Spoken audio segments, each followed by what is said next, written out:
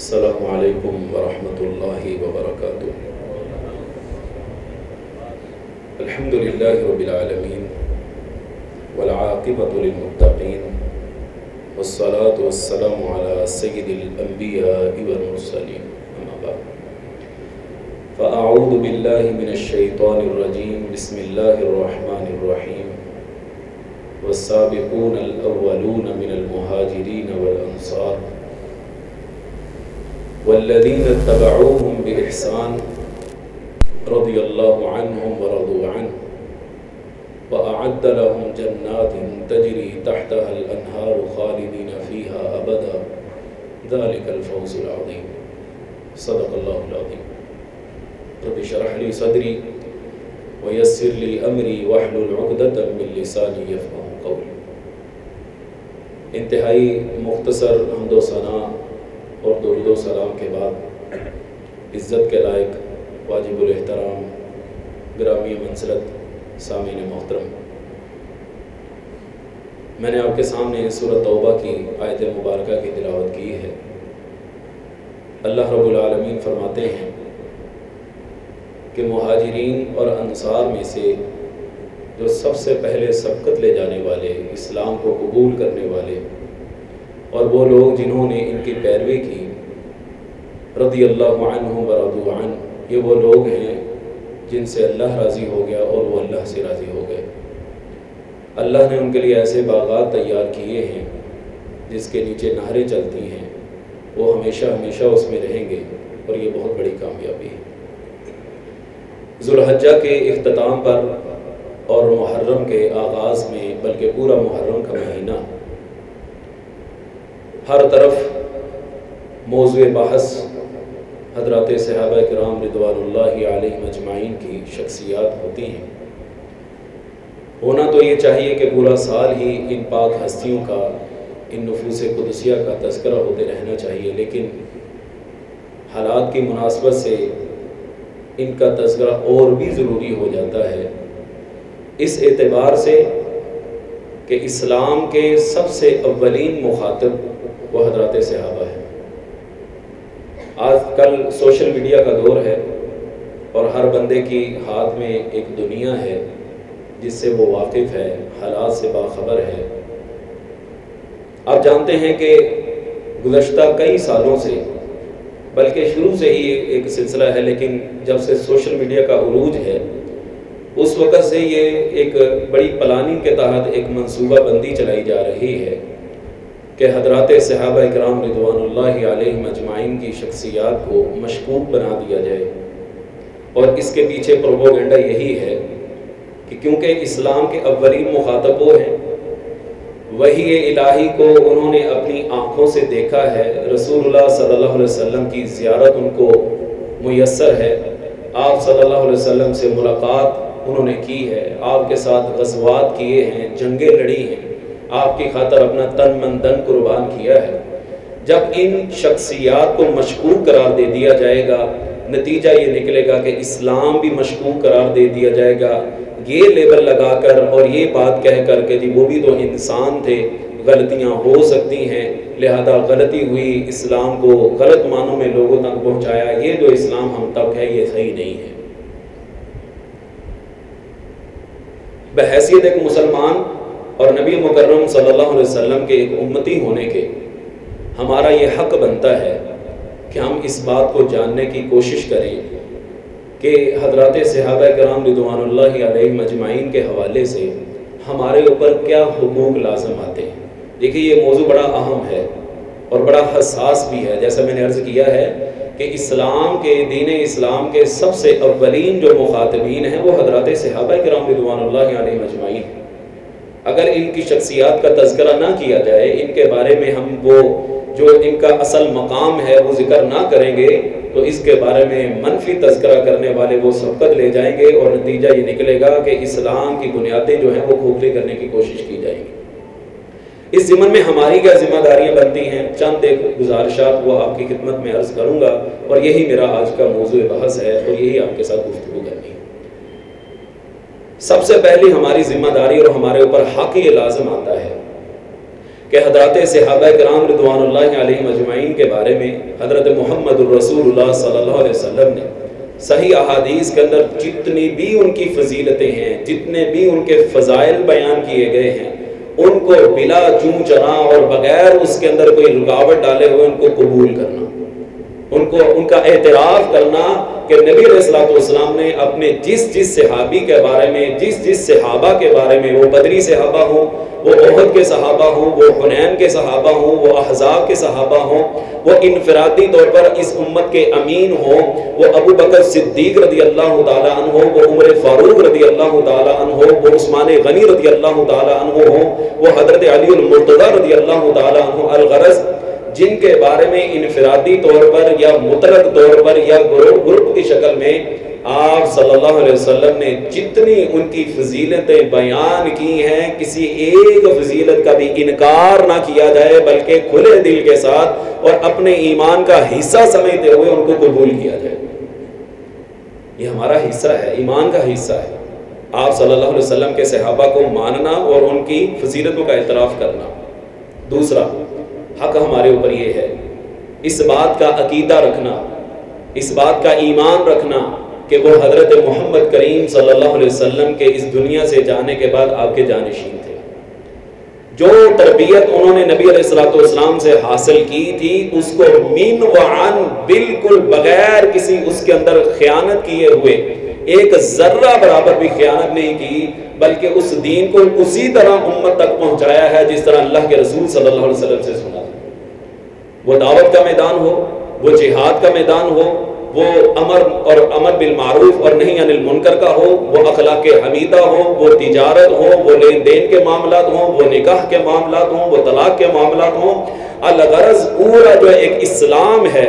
وہ سارے کا سارا اس کو بالکل امانت اور دیانت کے ساتھ اس امت کے حوالے کیا ہے۔ نمبر 3، جب انہوں نے اس قدر بڑی سرگرمیاں اور اس قدر کارکردگی سر انجام دی، اللہ رب العالمین نے ان کے لیے اپنی رضا کے سرٹیفکیٹ نازل کیے۔ ہمارا بھی حق بنتا ہے قرآن کی آیت کی روح کے مطابق کہ ہم ان کے لیے اللہ رب العالمین سے رحم کی دعا کرتے رہیں۔ والذین جاءوا من بعدهم یقولون ربنا اغفر لنا ولإخواننا الذین سبقونا بالایمان۔ اس بات کی ہر وقت دعا کرنا کہ اللہ رب العالمین ان کی قبروں کے اوپر کروڑوں رحمتوں کا نزول فرمائے،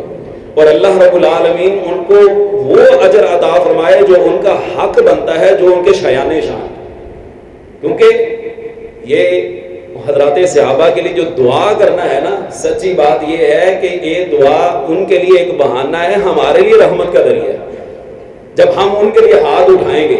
اللہ رب العالمین تو ان کے لیے رضا کے سرٹیفکیٹ نازل کر دیے، جب ہم ان کے لیے دعا کریں گے، صحیح مسلم کی روایت کے مطابق کہ بندہ مومن جب اپنے مومن بھائی کے لیے ہاتھ اٹھاتا ہے تو وہ جو دعا اس کے لیے کرتا ہے، اللہ رب العالمین ایک فرشتے کی ذمہ داری لگا دیتے ہیں کہ تم بھی اس حق میں دعا کرو کہ اللہ تمہیں بھی یہ عطیہ عطا فرمائے۔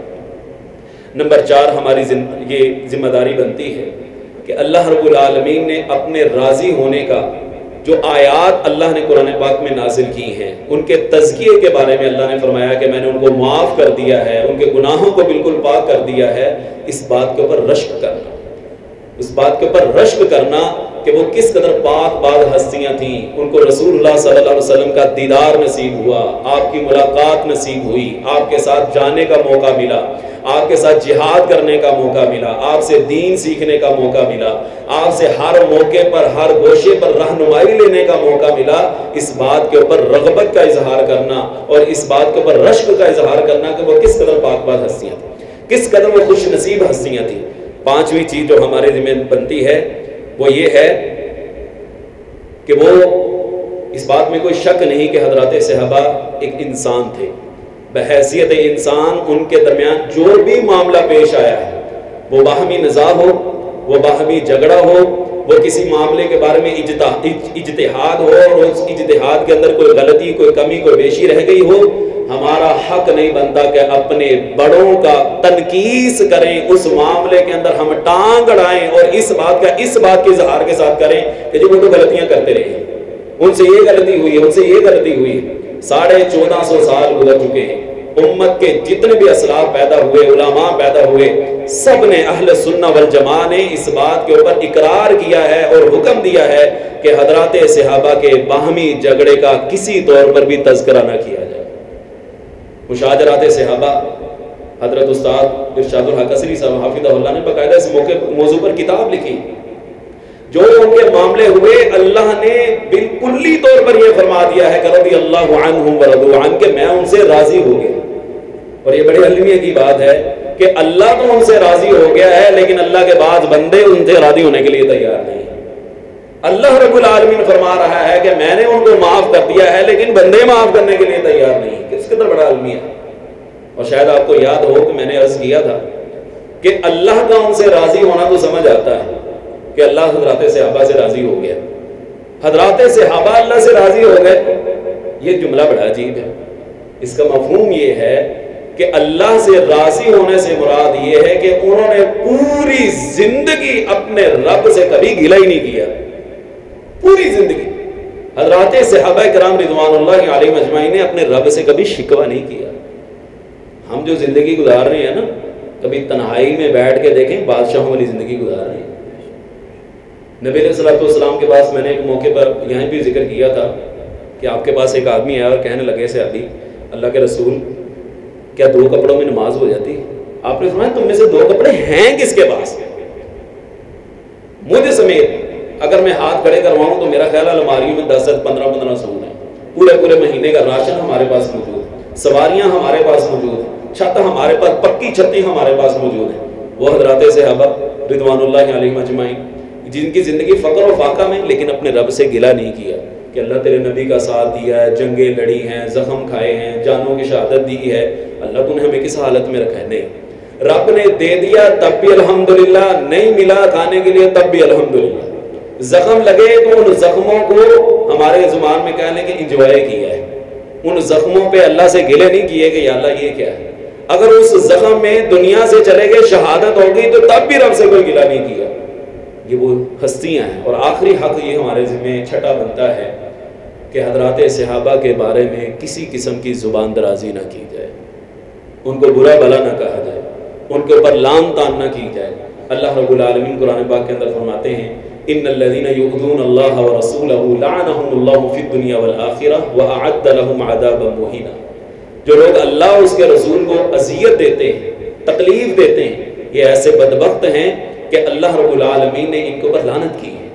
ان کے لیے عذاب تیار کر رکھا ہے۔ والذین یؤذون المؤمنین والمؤمنات، اور جو مومن مرد اور مومن عورتوں کو تکلیف دیتے ہیں۔ مفسرین نے لکھا ہے یہ حضرات صحابہ کے بارے میں، جو مومن مرد اور مومن عورتوں کو تکلیف دیتے ہیں، اپنی زبان سے جملے کستے ہیں اور ان کے بارے میں زبان دراز کرتے ہیں۔ سورج کی طرف آنکھیں ڈالنی ہیں، پہلے وہ آنکھیں تو لے کے آئیں جو سورج کو ڈال سکے۔ ہم کہاں اور ان کے بارے میں زبان کھولیں؟ ہماری اوقات کیا ہے؟ اس لیے حضرات صحابہ کے بارے میں برا بھلا کہنا، ان کو سب و شتم کرنا، ان کو لعن طعن کرنا، اللہ کے رسول صلی اللہ علیہ وسلم نے بھی اس سے منع فرمایا ہے۔ آپ نے فرمایا کہ میرے صحابہ کے بارے میں مجھے اذیت نہ دینا، مجھے تکلیف نہ دینا، میرے صحابہ کو برا بھلا نہ کہنا۔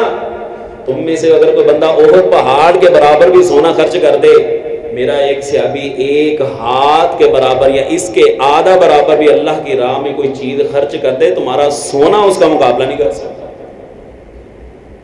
جس قدر وہ اللہ رب العالمین کے ہاں اجر و درجات پا چکے ہیں۔ اس لیے یہ 6 حقوق اختصار کے ساتھ میں نے ذکر کیے ہیں، وقت کی قلت کے پیش نظر بھی اللہ رب العالمین سے دعا ہے کہ مالک ہمارے دلوں میں مرتے دم تک حضرات صحابہ کی محبت کو زندہ رکھے اور ان کا تذکرہ خیر اسی طرح قیامت تک جاری و ساری رکھے۔ اللہ ہم سب کا خاتمہ ایمان پہ فرمائے۔ وما علیہ الا البلاغ المبین۔